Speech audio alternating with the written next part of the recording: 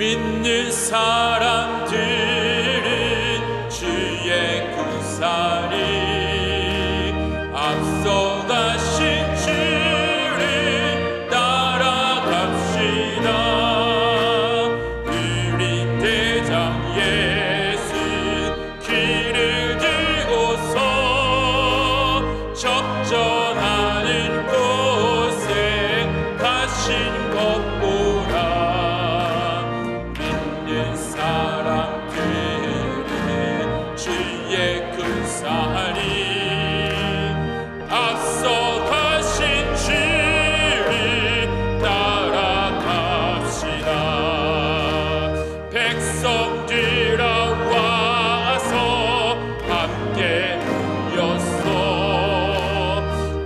우리 모두 함께 개가 부르세. 영원토록 영광 권세 찬송이 우리 임금 주께 돌려보내세. 믿는 사람들은 주의 군사를 앞서 가신 주를 따라갑시다.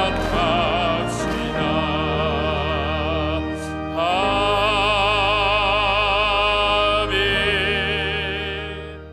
오늘 우리에게 주시는 하나님의 말씀은 구약성경 창세기 50장 18절에서 21절 말씀입니다.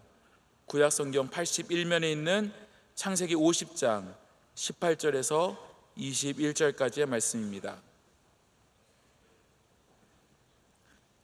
한 절씩 교독하시고 마지막 절은 같이 읽도록 하겠습니다. 그의 형들이 또 친히 와서 요셉의 앞에 엎드려 이르되 우리는 당신의 종들이니이다.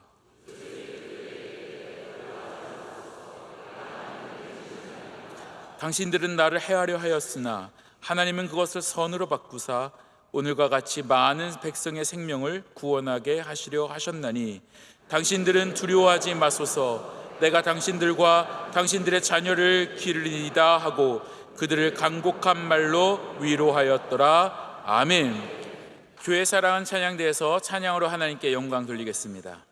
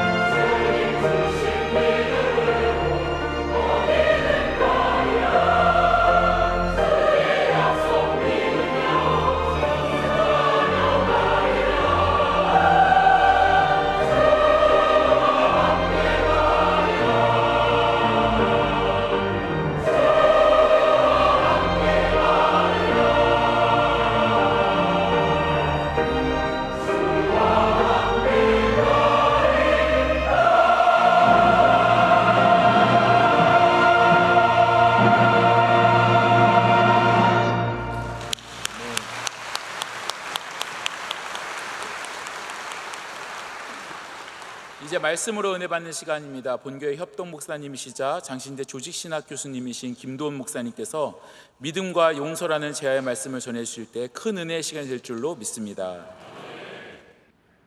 오늘은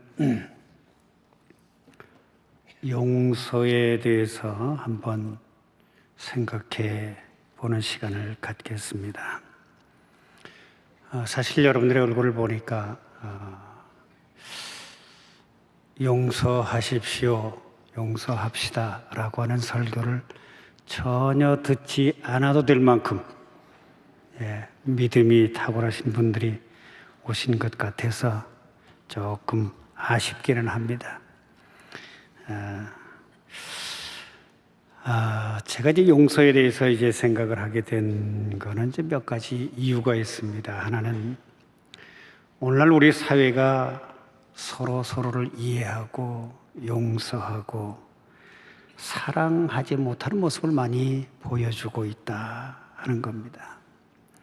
정말 오늘 이 시대는 용서가 필요한 시대, 사랑이 필요한 시대, 이해가 필요한 시대가 아닌가 하는 거죠. 우리 주변을 한번 돌이켜보세요. 얼마나 미워하고 증오하고 욕하고 분열하고 얼마나 갈등이 많은 사회인지 우리는 조금만 돌이켜보면 잘 알 수가 있습니다. 또 하나는요, 용서는 나를 기쁘게 하고 나를 불안해서 해방시켜주기 때문이에요. 우리가 용서한다고 할 때에 억지로 하는 용서임에도 불구하고 우리는 용서하는 기쁨을 누릴 수가 있어요. 그래서 어느 시인이 이렇게 썼습니다. 산다는 것은 날마다 새롭게 용서하는 용기를 갖는 것이다. 참 좋은 시 같아요. 목사님이 써서 그런지 몰라도 말이죠. 산다는 것은 날마다 새롭게 용서하는 용기를 갖는 것이다. 기쁨이 없는 것은 사랑이 없는 것이고 사랑이 없기 때문에 용서하지 못한다는 거예요. 그래서 마음이 불안하다는 거죠. 마음의 평화가 없다는 거예요. 그래서 수백 번 입으로 외우는 그런 기도보다도 한 번 크게 용서하는 것이 훨씬 좋은 기도다. 이렇게 얘기를 하고 있어요. 또 하나 이제 용서를 생각해 보고 싶은 이유가 무엇이냐면요. 무엇이 삶의 의미를 높여주는지, 무엇이 삶의 의미를 고양시키는 것이, 무엇이 삶이 의미가 있다고 생각하게 하는지 그것을 한번 돌이켜보고 싶었습니다. 우리 인생을 점점 살다 보면은요, 웬만큼은 뭐라 그럴까요? 도통한다 그럴까요? 왜? 나이가 들어가면 갈수록 그만큼 용서할 확률이 좀 많아지죠. 늙어가면서 배운다는 거예요. 늙어가면서 산다는 게 다 그런 거지. 이렇게 체념하거나 혹은 초월하게 되어 있습니다. 그래서 어느 시인이 이렇게 얘기를 해서 오늘 제가 시를 많이 인용하는데 제가 자칭 타칭 아마추어 시인이기 때문에 제가 시를 많이 인용을 합니다. 정말 우리 하루하루 이 신랄같이 이어지는 이 삶, 우리 소풍이라고 생각하면서 우리 인생 소풍이라고 생각하면서 즐겁게 살자는 거예요. 남을 미워하고 증오하고 슬퍼하고 괴로워하고 고통스러워하고 이런 것이 아니고 정말 우리 어린아이들이 소풍을 가기 전에 그 설레는 마음으로 하룻밤을 자듯이 밤새 꼬박 잠을 못 자고 소풍을 기다리듯이 정말 우리 인생도 이 짧은 인생인데 남 미워하지 말고 소풍하는 기분으로 일생을 삽시다 하는 시를 썼어요. 또 하나 용서를 생각해 보고 싶은 이유가 무엇이냐면요, 하루하루가 참 평범한 삶이라 할지라도 아주 의미 있다는 거예요. 그리고 그 삶 자체가 거룩하고 좋은 것이라는 거예요. 여러분들은 아마 대단히 무언가 여러분 삶 속에서 기적과 같은 일이 일어나고 뭔가 특별한 일이 일어나야 그 날이 행복하다 혹은 그 날이 의미가 있다고 생각할지 모릅니다. 근데 그렇지 않아요. 평범하게 살아가는 이 하루하루의 삶이 얼마나 의미 있고 얼마나 좋은 것이고 얼마나 거룩한 것인지 모릅니다. 왜요? 우리가 하루하루 살아간다라고 하는 것이 어떻게 보면 하나님의 선물이거든요. 아침에 일어난다라고 하는 것이 하나님의 선물이거든요. 저녁에 잔다라고 하는 것도 하나님의 선물이거든요. 그래서 어느 시인은 이렇게 읊었습니다. 해가 떴구나 출근해야지. 시입니다. 이게 나태주 시인의 시입니다. 삶이라는 시인데요. 해가 떴구나 출근해야지. 해가 지는구나 퇴근해야지. 집에 돌아와 TV 보다가 졸립구나 그래 자야지. 이게 시예요. 이렇게 살아도 우리네 하루하루는 거룩하고 아름답고 행복 가득하고 성스러운 것입니다. 이렇게 시가 끝납니다. 여러분 그렇지 않아요? 하루하루 평범한 하루 아침에 일어나고 저녁에 자고 텔레비 보고 소파에 돌아누워서 그냥 잠에 골아 떨어지고 하는 이것이 얼마나 큰 축복인지 몰라요. 그런데 우리는 그 하루 짧은 하루를 살면서 미워하고 증오하고 분노하고 화내면서 그렇게 사냐 그 말이에요.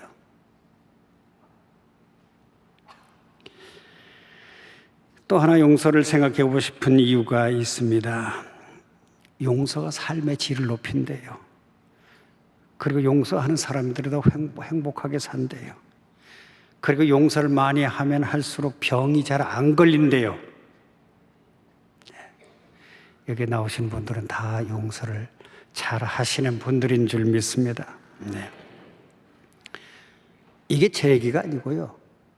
세상 학문의 이야기예요. 긍정심리학이라는 행복심리학이라는 학문에서 하는 이야기들이에요. 예수 안 믿는 세속학자들이 용서를 잘하면, 감사하면, 사랑하면, 이해하면 병에 잘 안 걸린대요. 우울증도 훨씬 적대요. 훨씬 더 행복하게 산대요. 이것이 용서라고 하는 것이 바로 행복의 조건 중에 하나라는 겁니다. 행복하려고 하면, 병에 안 걸리려고 하면, 육체 온전하게 살아가려고 하면 용서하라는 거예요. 살아가면서 살아가라는 거예요. 용서하면서 살면요, 스트레스도 덜 받고 암에도 덜 걸리고 우울증에도 잘 걸리지 않는답니다. 원로 목사님께서 자주 하시는 말씀이죠. 면역력이 강해져서 감기에 잘 걸리지도 않고 병도 덜 걸리고. 그래서 여러분 한번 생각해 보세요. 늘 불안해. 늘 몸이 아파. 늘 감기를 달고 살아. 이런 사람들은요, 혹시 내 마음에 분노가 있는 것이 아닌가? 내 마음에 혹시 병이 걸린 것이 아닌가? 내 마음이 어딘가 왜곡되어 있는 것이 아닌가? 내 감정이 잘못된 감정으로 가득 차 있는 것이 아닌가? 하는 생각을 해볼 필요가 있다라고 하는 거예요. 또 하나 용서를 생각해 보고 싶은 이 중요한 이유는 두말할 필요도 없이 신앙적인 이유 때문입니다.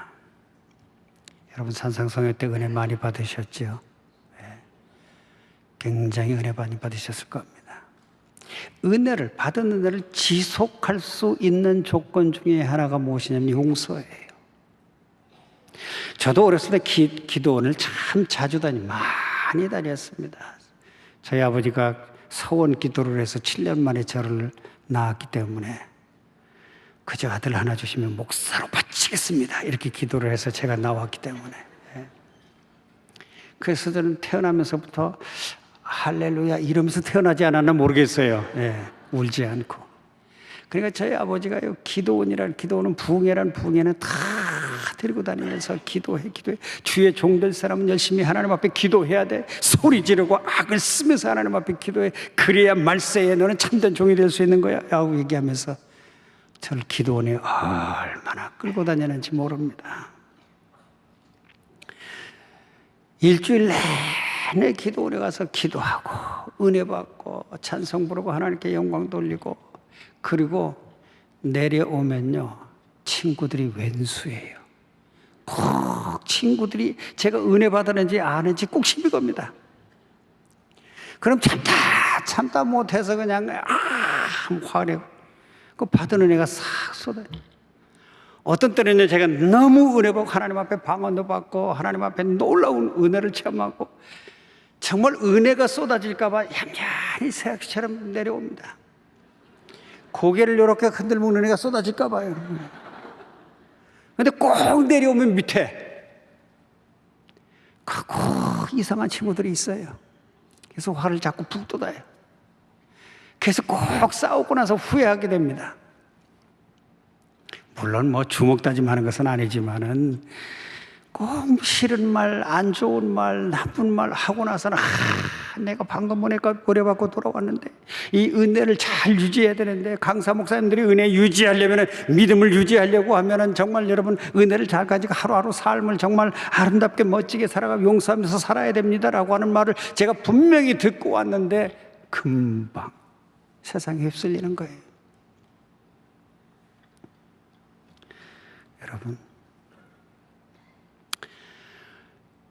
여러분들이 받은 은혜를 간직하기 위해서는요, 이 용서라고 하는 것이 굉장히 중요합니다. 그죠? 이해해버리세요. 용서해버리세요. 은혜 받고 왔는데 남편이, 아내가 이해해버리세요. 그냥 이해해버리세요. 그러려니 하고 넘어가세요. 다 용서하세요. 지금까지도 용서했는데 왜 용서 못합니까? 다 용서하고 지나가세요.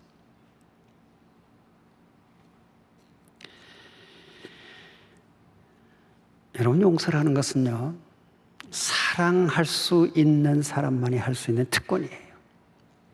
더군다나 우리가 하나님을 사랑합니까? 예수님을 사랑합니까? 성령님을 사랑하세요? 반드시 해야 되는 게 용서예요. 용서는 우리가 할 수 있어서 하는 게 아닙니다. 하나님 때문에 하는 거예요. 해야 하기 때문에 하는 거죠. 이게 용서예요. 세상 사람들이 하는 용서는 그저 내가 용서할 수 있으니까, 다른 사람들이 용서를 구해 오니까 내가 용서하지만은, 그러나 예수 믿는 사람은 그렇지 않습니다.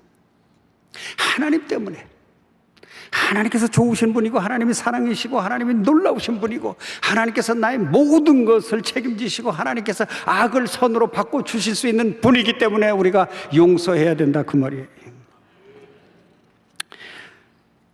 여러분, 제가 이렇게 용서하십시오 하지만은 용서가 어디 쉽습니까? 솔직히 말해서.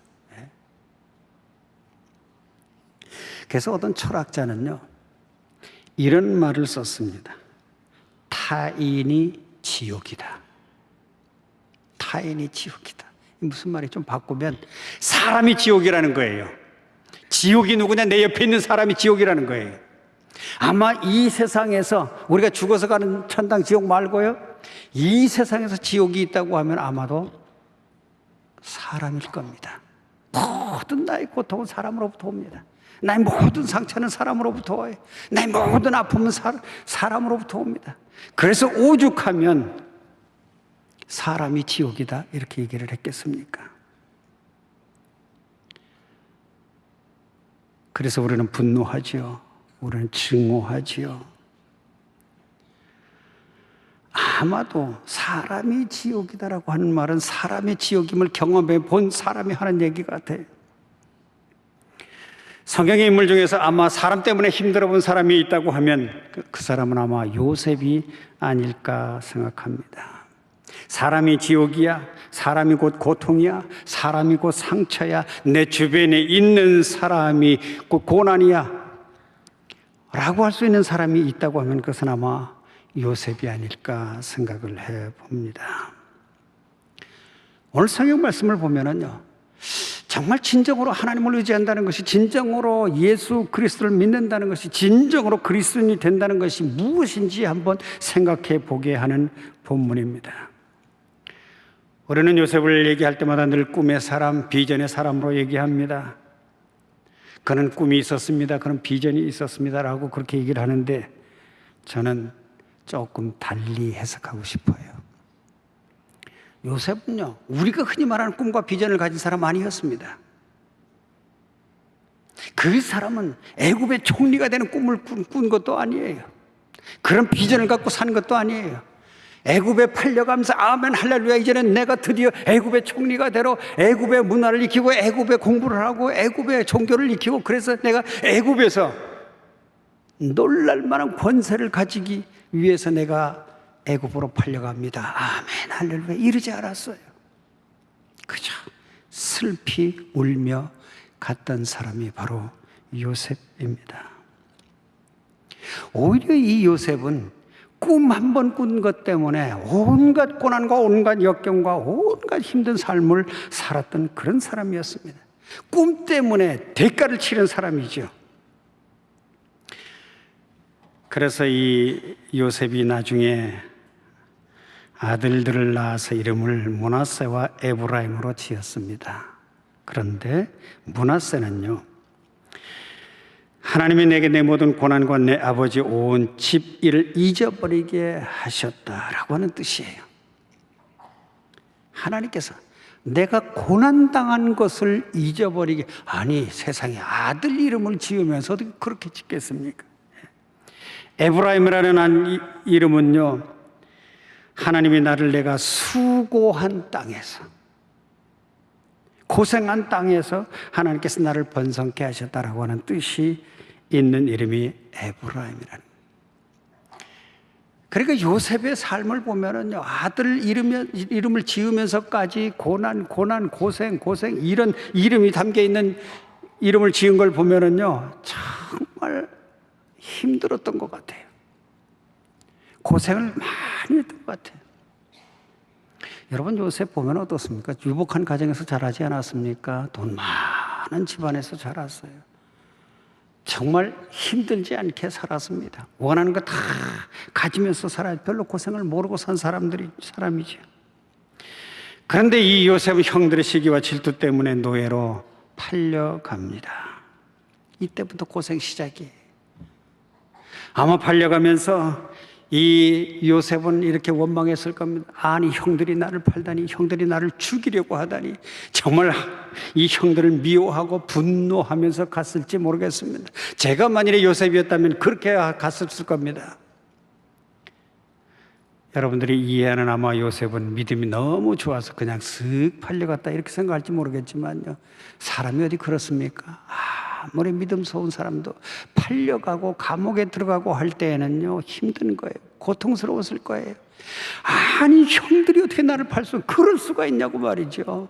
증오하고 분노했을지 모릅니다. 노예 생활을 할 때 그는 분노했을 겁니다. 화를 냈을 거예요. 감옥에 들어갔을 때도 형들을 원망하면서 증오했을 겁니다.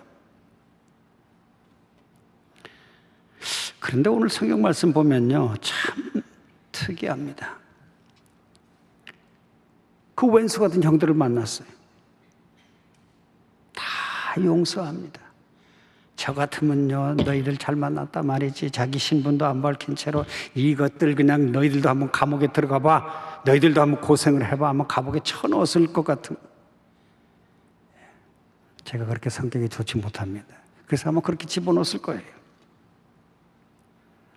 오늘 성경 말씀을 보면은요,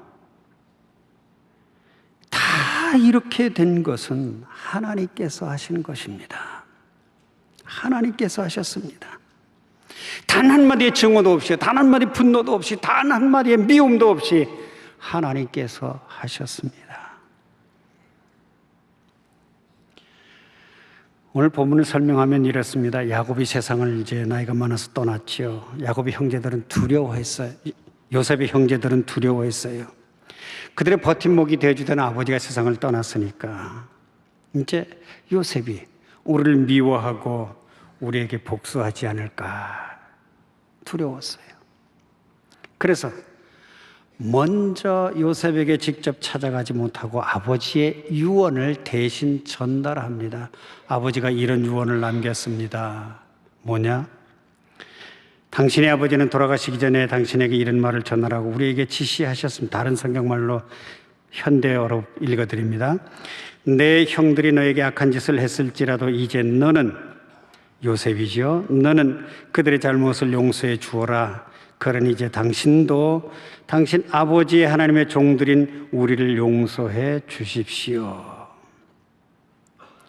이렇게 전달을 하면서 형들의 요셉에게 간접적으로 용서를 구합니다. 그리고서 그 다음에는 직접적으로 요셉을 찾아가요.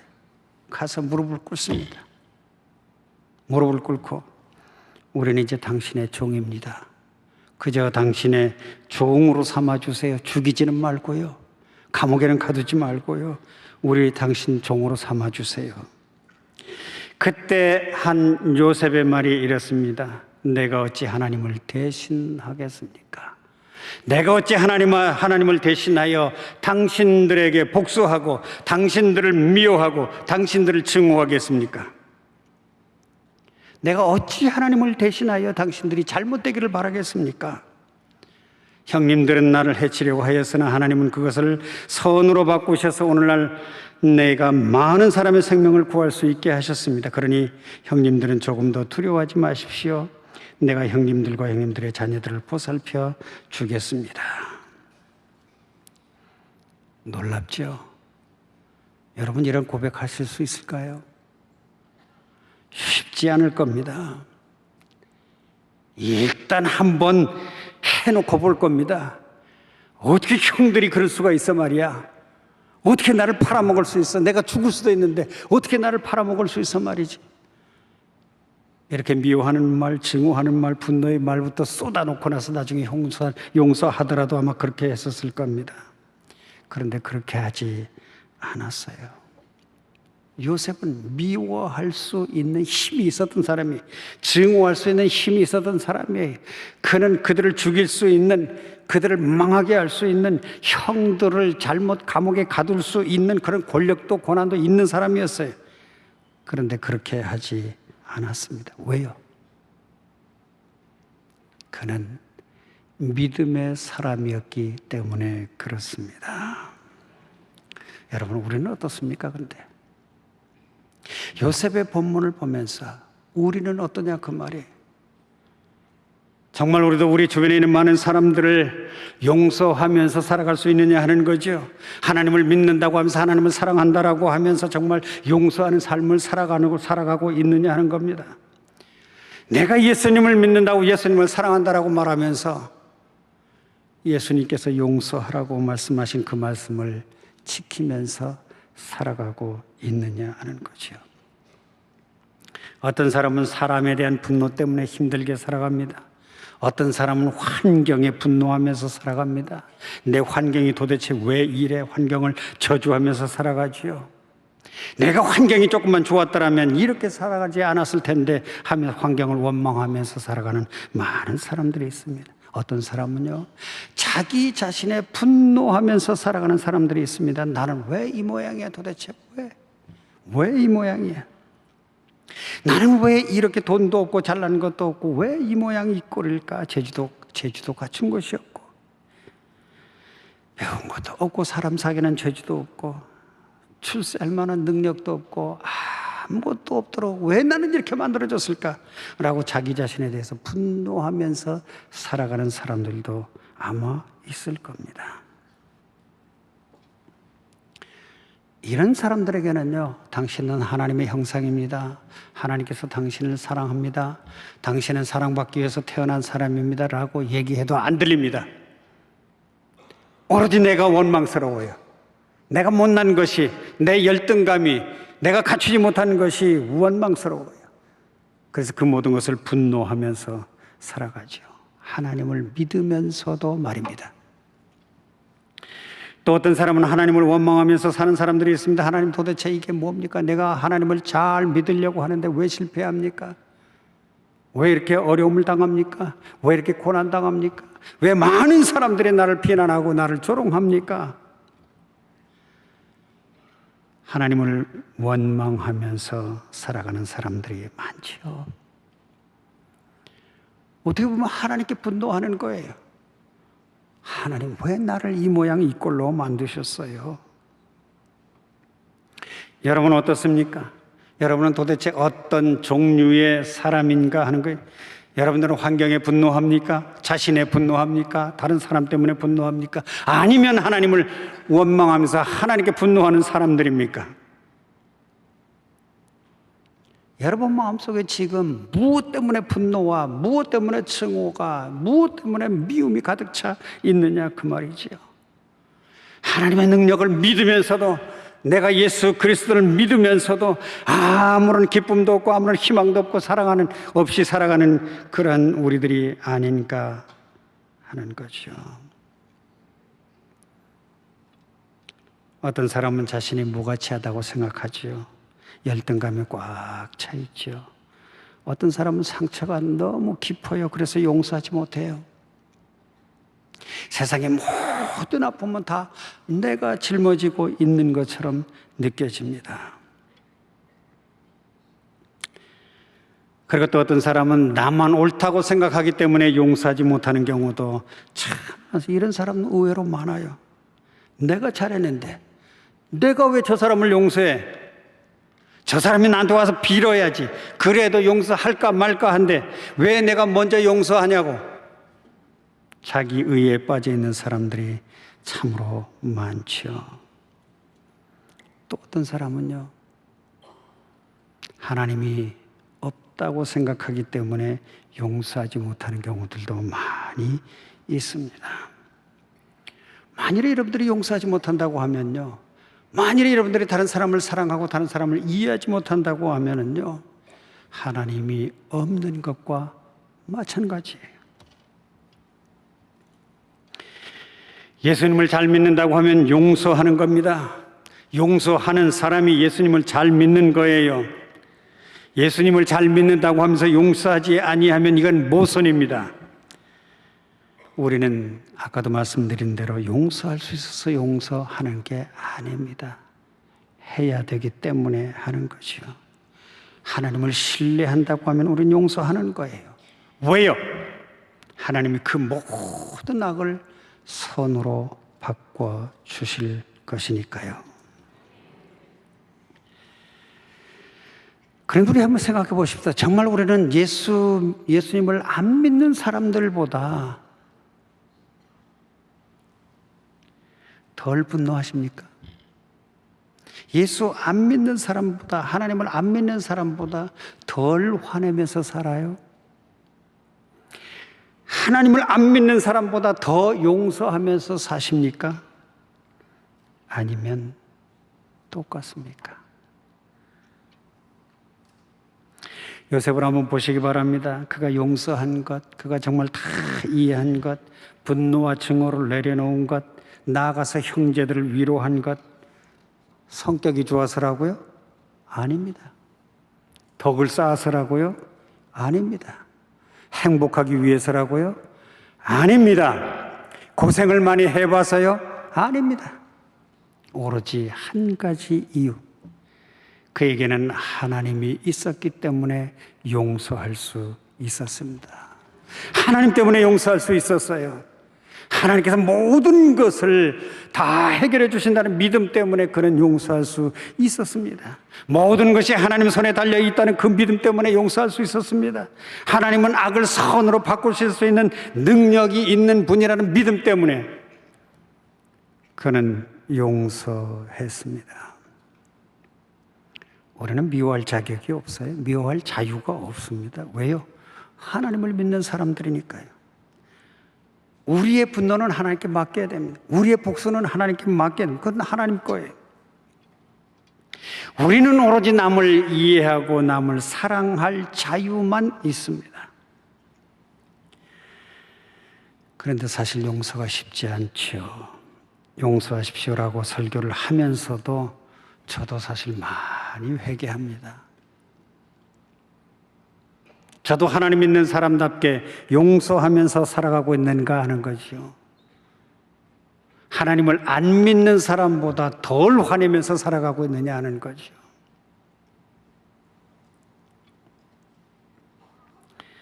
어떤 학자는 이런 말을 했습니다. 모든 사람들이 용서가 아름답다라고 말합니다. 그들에게 용서할 일이 생기기 전까지만. 어떻습니까? 용서는 너무나도 아름다운 거예요. 용서는 좋은 겁니다. 언제까지? 자기에게 용서할 일이 생기기 전까지만. 막상 자기가 용서한 일이 생기기 시작하면은 용서가 아름답지 않아요. 똑같이 분노하고 똑같이 증오하고. 어떤 때는 예수 믿지 아니하는 사람들보다 더 화내고 더 분노하고 더 용서하지 못하는 모습들이 얼마나 많은지 모릅니다. 여러분 자신을 용납하고 용서하십시오. 여러분 자신을 용납하고 용서하는 건 매우 중요합니다. 그리고 여러분의 환경을 미워하지 말고, 여러분의 환경을 증오하지 말고, 여러분의 환경을 감사하면서 사십시오. 하나님을 신뢰하신다고 하면 하나님께서 그 모든 것을 바꿔주실 겁니다. 모든 것이 합력하여 선이 될 것입니다. 몇몇 책들을 제가 보니까요, 용서하는 방법, 이게 몇 가지가 적혀 있더라고요. 그래서 제가 몇 가지를 한번 소개해 보겠습니다. 근데 잘 안 돼요. 저도 이걸 보면서 첫째, 둘째, 셋째, 넷째, 다섯째, 열 몇 가지 많이 있는데요. 와, 참 용서가 어렵구나. 그래서 용서하라고 얘기하는 거지요. 용서가 쉬우면 뭐하러 이렇게 설교 시간에 용서하십시오, 용서하십시오 얘기하겠습니까? 용서가 어려우니까, 힘드니까 용서하십시오. 그래도 용서하십시오. 하나님을 믿는 사람들은 용서해야 됩니다라고 그래서 설교하는 거죠. 첫째는요, 일부러 고의로 자신에게 상처 주는 사람은 없다고 생각하라. 일부러 상처 주는 사람 많죠. 네. 그러나 저 사람이 나에게 상처 준 게 의도적으로, 고의로, 악의로 그런 것은 아니겠지라고 생각하라는 거예요. 두 번째로는요, 화가 나면 심호흡을 하고 사랑하는 사람을 떠올리라는 거예요. 사랑하는 사람이 없으면 좋은 일을 떠올려 보라는 거예요. 그러면 갑자기 호흡이 가라앉고 분노가 가라앉고 맥박이 가라앉기 시작을 하면서 참을 수가 있게 된답니다. 세 번째는요, 참으라예요. 참으라. 네 번째는요, 용서를 못하게 하는 생각들을 제거해라. 아니, 나더러 용서하라고? 말이 안 되지. 내가 왜 용서해? 내가 뭘 잘못했는데? 이런 생각을 떨쳐버리라는 거예요. 떨쳐버리라는 거예요. 다섯 번째는요, 다른 사람의 입장에서 한번 생각해 보라는 게 다 아는 얘기들이죠. 근데 잘 안 되는 거예요. 다 아는 얘기들이에요. 근데 한 번도 적지도 않네요. 예. 다 아는 얘기이기 때문에 아마 안 적는 줄 압니다. 그리고 또 하나는요, 남을 비난하는 습관을 버리고 항상 남을 칭찬하는 습관을 길러라. 미움도 습관이에요. 증오도 습관이에요. 내 입에서 나오는 소리가 분노의 소리, 이 습관이라 그 말이죠. 또 하나는요, 용서를 상징하는 징표를 간직하라. 그걸 보면 딱 용서, 요게 생각할 정도의 어떤 징표가 있으면 좋다는 거예요. 그래서 어떤 사람은요, 큰 돌멩이를 자기 앞마당에 놔둔대요. 그래서 화가 나고 분노가 일어나고 증오가 일어날 때마다 그 마당에 가지고 큰 돌을 들고 있대요. 얼마나 무겁겠어요. 예? 참 이상한 사람이죠. 예. 내려놓고 나면요, 한결 가벼워지고 감정도 가벼워진대요. 이렇게 분노를 누그러뜨릴 수 있는 어떤 상징물 같은 것을 하나 마련하라는 거죠. 우리는 뭐가 있습니까? 십자가가 있잖아요. 그죠? 여러분, 집에다가 이것만큼은 용서의 십자가야, 이렇게 걸어놓고요, 그걸 볼 때마다 용서해야지. 그래, 용서해야 돼. 예수님께서 나를 용서하셨으니까 나도 용서해야지. 용서를 위한 십자가를 하나 상징물로 두는 것도 좋다는 겁니다. 또 하나는요, 용서를 연습하고 훈련하라. 아까도 말씀대로 분노도 습관이잖아요. 미워하는 것도 습관이에요. 그런데 자꾸 용서하는 사람들을 이해해주는 습관을 기르라는 거예요. 의도적으로. 이해해야지. 그래, 저 사람 뭔가 사연이 있겠지. 사정이 있을 거야. 자꾸 그렇게 생각하라는 거예요. 사람들이 작은 것부터 용서하기 시작하면요, 큰 것도 용서할 수 있어요.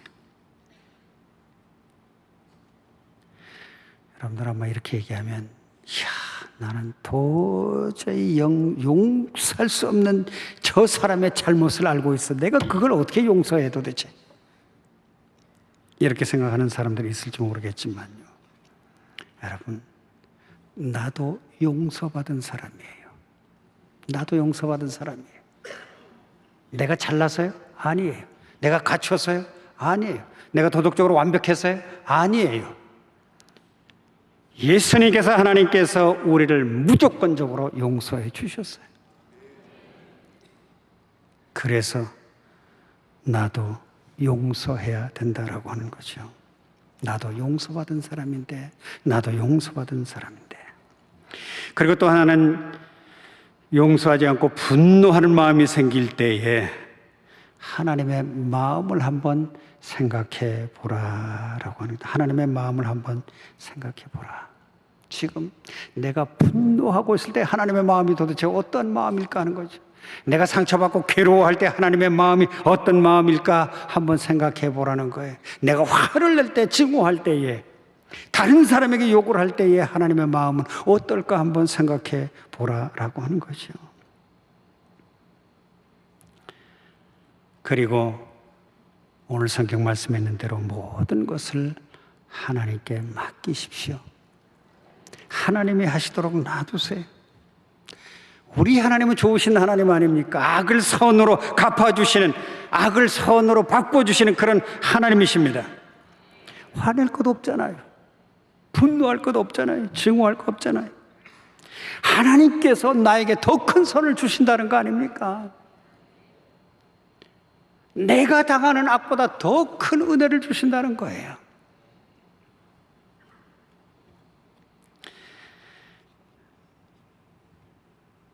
여러분, 하나님의 큰 축복을 기다리십니까? 하나님께서 여러분들에게 큰 기적을 베풀어 주시기를 원하십니까? 용서하십시오. 용서는 다른 사람들을 위한 것이기도 하지만은 바로 나를 위한 것입니다.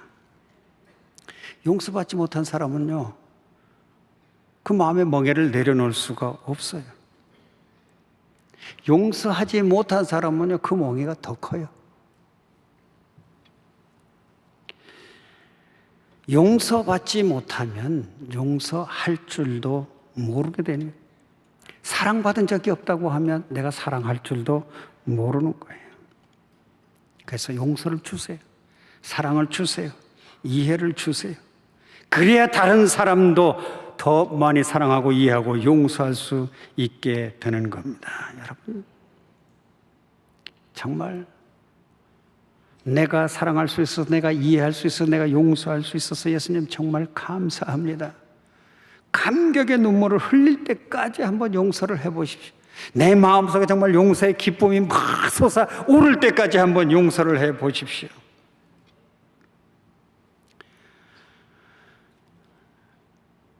그 유명한 그 서양 철학자가 한 분, 기독교 철학자가 한 분 있습니다. 좋은 신앙인이면서도 신학자인데요. 월터스 도르프라고 하는 사람이 있습니다. 그 사람이 쓴 책 중에 하나가 뭐냐면요, 나는 사랑하는 사람을 잃었습니다. 책에 나는 사랑하는 사람을 읽어보신 분도 아마 있을지 모르겠어요. 저는 여러분들이 혹시 시간이 되면 성경 말씀 읽다가 조금 지치면 그 책도 한번 꼭 읽어보시는 게 좋을 겁니다. 나는 사랑하는 사람을 잃었습니다. 이분에게 아들이 있었는데요, 아들이 등산을 갔다가 온 6월인데도 불구하고 높은 눈 쌓인 산에 올라갔다가 그만 눈에 파묻혀서 세상을 떠나고 말았어요. 부랴부랴 전화를 받고 가보니까 차가운 시신만 있는 거죠. 그러고 나서는 모든 게 바뀌었대요. 맛도 바뀌고, 음식 맛도 바뀌고, 취미도 바뀌고, 마음도 바뀌고, 감정도 바뀌고, 다 바뀌었대요. 아름다움도 변하고, 산도 변하고, 사진도 변하고, 온통 세상에 잿더미밖에 남아있지 않더라는 거예요. 사랑하는 아들을 잃었으니까 그렇게 했겠죠. 심지어는 어떤 위로의 말도 위로가 되지 못했다는 거예요. 하나님께서 당신을 위로하실 것입니다 라고 하는 그 말조차도 위로가 되지 못하더라는 거예요. 삶의 의미도 없어지고 행복도 끝나버린 것처럼 느껴졌답니다. 아들이 있을 때는 내 일에 바빠가지고 아들에게 무신경했었는데 아들이 없어지고 나니까, 아들의 존재를 잃고 나니까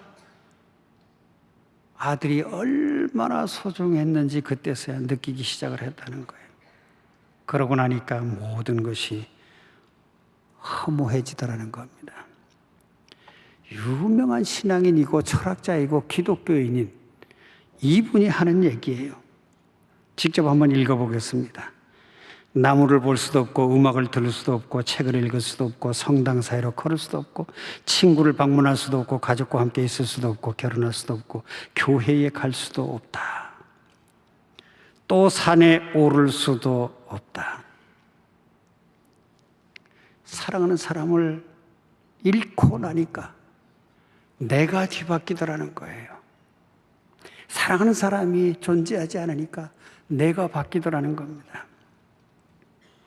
허무해졌다는 거예요.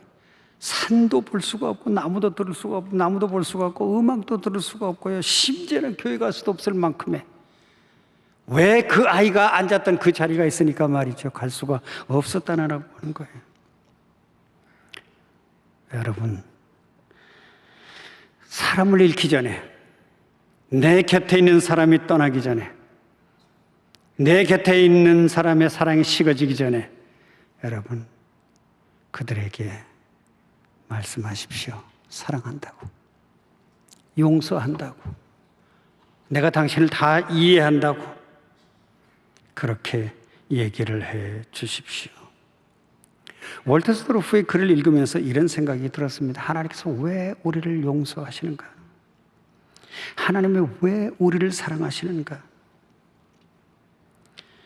하나님도 마음이 아파 보셨고, 하나님도 아들을 잃어본 적이 있기 때문입니다. 여러분, 그 책의 의미를 다시 한번 정리하면 이렇습니다. 사랑하는 아들을 잃어본 자만이 아들을 잃은 자의 슬픔을 이해할 수 있다. 사랑하는 아들을 잃어본 자만이, 사랑하는 아들을 잃어본 분만이 슬픔은 당한 사람들을 이해할 수 있다. 여러분, 사랑하는 아들을 잃어보신 분이 누굽니까? 하나님이십니다. 누구 때문에요? 바로 우리 때문에. 바로 우리 때문에. 죄 지은 우리 때문에, 용서하지 않는 우리 때문에, 남을 이해하지 않는 우리 때문에, 상처받은 우리 때문에 하나님이 사랑하는 아들을 버리셨다는 거예요.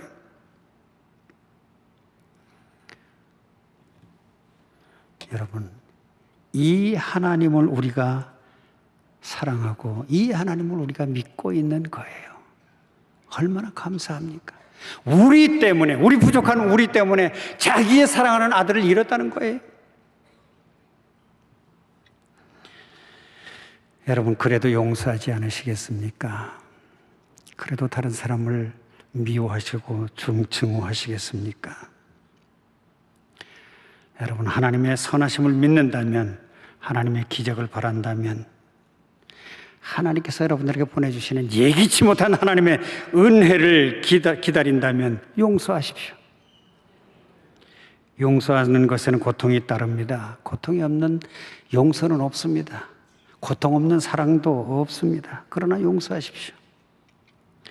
사람으로 인해 당하는 아픔, 분노, 환경으로 당하는 아픔과 상처, 이 모든 것들을 기쁨으로, 희망으로 바꿔주시는 분이 바로 우리 하나님이십니다. 여러분, 복수하지 마십시오. 복수는 하나님의 것입니다. 하나님만이 하실 수 있는 거예요. 우리가 하나님을 대신할 수 없는 겁니다. 우리는 다만 용서할 뿐입니다. 그 하나님은 여러분들이 당하는 모든 악을, 여러분들이 당하는 모든 상처를 선으로 바꿔주시는 그런 하나님이십니다. 이런 믿음이 있기 때문에, 이런 하나님을 우리가 믿고 있기 때문에 우리는 용서할 수밖에 없고 용서해야 합니다. 용서한다고 해서 우리가 당장 아무것도 바뀌지 않아요. 용서한다고 해서 바뀌는 게 없을지 모릅니다. 용서한다고 해서 당장 모든 것이 선으로 바뀌지 않을 수도 있습니다. 그러나 그래도 하나님의 선하심을 믿는 것이 바로 믿음인 것입니다. 이제 용서하고 이해하고 화해하십시다. 그리고 사랑하십시다. 이것이 하나님이 원하시는 믿음이기 때문입니다. 기도하겠습니다. 사랑하신 하나님 아버지, 우리 참 부족합니다. 우리 연약합니다. 그래서 미워합니다. 증오합니다. 분노합니다. 주여, 우리를 용서하여 주시옵소서. 우리도 용서하게 하여 주시옵소서. 모든 악을 선으로 바꾸시는 하나님의 용서하심을 따라 우리도 용서하는 저들 될 수 있도록 인도하여 주시옵소서.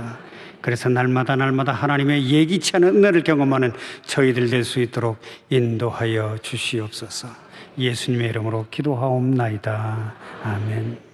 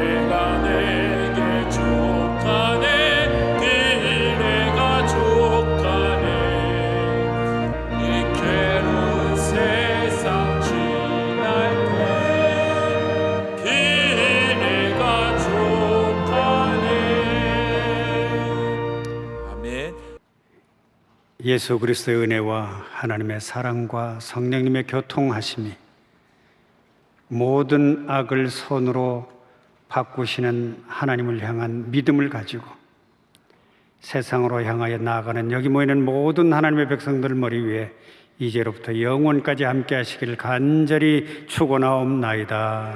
아멘.